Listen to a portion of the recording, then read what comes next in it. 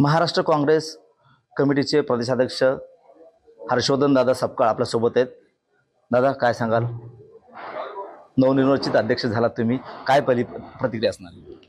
बूथवर चिठ्ठ्या वाटणारा, polling agent राहणारा एक कार्यकर्ता पुढे जिल्हा परिषद अध्यक्ष होतो, आमदार होतो, तद्वतच राष्ट्रीय स्तरावर काम करण्याची संधी मिळते. आणि आता प्रदेश अध्यक्षासारखा जो सन्मान केला जात असेल तर निश्चित हा भारावून जाण्याचा क्षण आहे. कुठलीही राजकीय पार्श्वभूमी नाही, कुठलेही एक अत्यंत सामान्य परिवारातील एक कार्यकर्ता आज हा सन्मान जर दिला जात असेल तर निश्चित हे माझं सौभाग्य आहे. काय पुढची वाटचाल काँग्रेसची कशी असणार आहे? काय बदल होतील?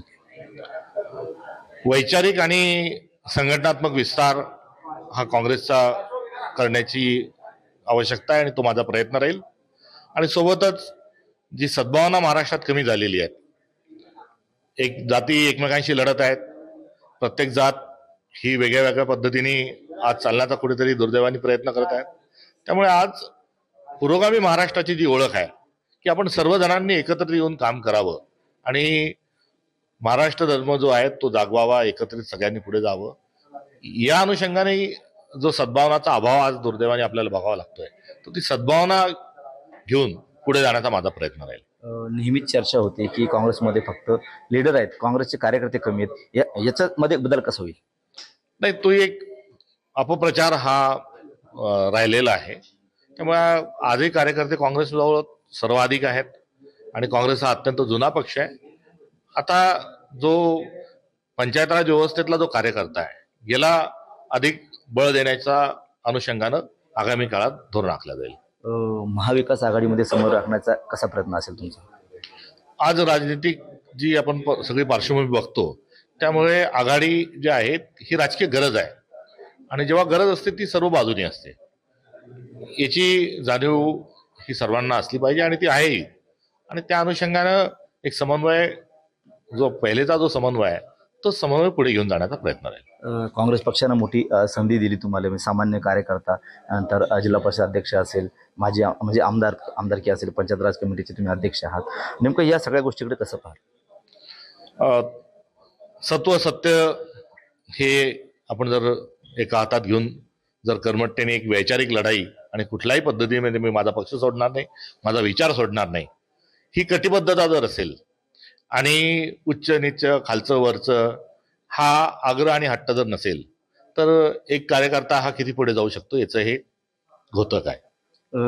सतत आरोप होतो की काँग्रेसमध्ये गटबाजी आहे, याला दूर कसं करणार?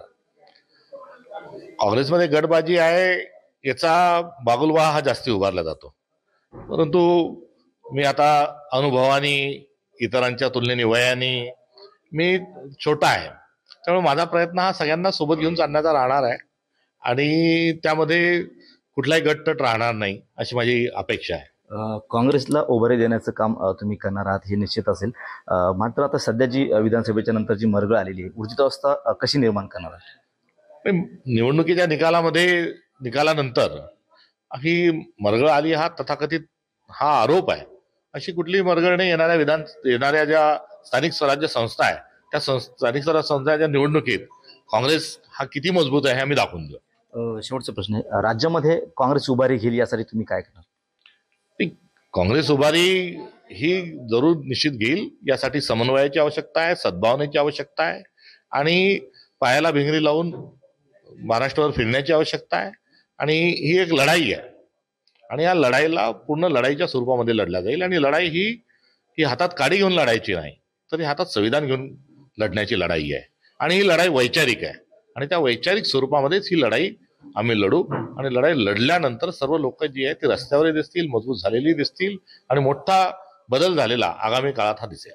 सध्या शेतकऱ्यांचे अनेक प्रश्न आहेत. सोयाबीनला या ठिकाणी भाव नाहीये, नाफेड केंद्र बंद आहे, तूर असेल, तुरीचे भाव उतरलेत मार्केटमध्ये. ह्या सगळ्या गोष्टींचा विचार केला तर शेतकऱ्यांसाठी काय करायला आवडेल तुम्हाला? निश्चित 4,000च्या घरात सोयाबीन राहणे, तूर जी आहे ती आता कुठेतरी सोंगणं त्याचं सुरू झालेलं आहे आणि त्या सोंगाईच्या काळामध्ये आता ऑस्ट्रेलियावरून तूर आणल्या जात असेल तर ही सगळी पिळवणूक आहे, ही शेतकऱ्यांची पिळवणूक आहे. आणि या संदर्भामध्ये मोठं जनजागरण करून एक आंदोलन महाराष्ट्रभर उभं केलं पाहिजे ही गरज आहे आणि त्या अनुषंगाने काँग्रेस निश्चित प्रयत्न करेल. नक्कीच. तर हे होते काँग्रेसचे नवनिर्वाचित अध्यक्ष हर्षवर्धन दादा सपकाळ. कॅमेरामॅन निलेश देशमुखसह गणेश सोळंकी, TVN मराठी, बुलढाणा.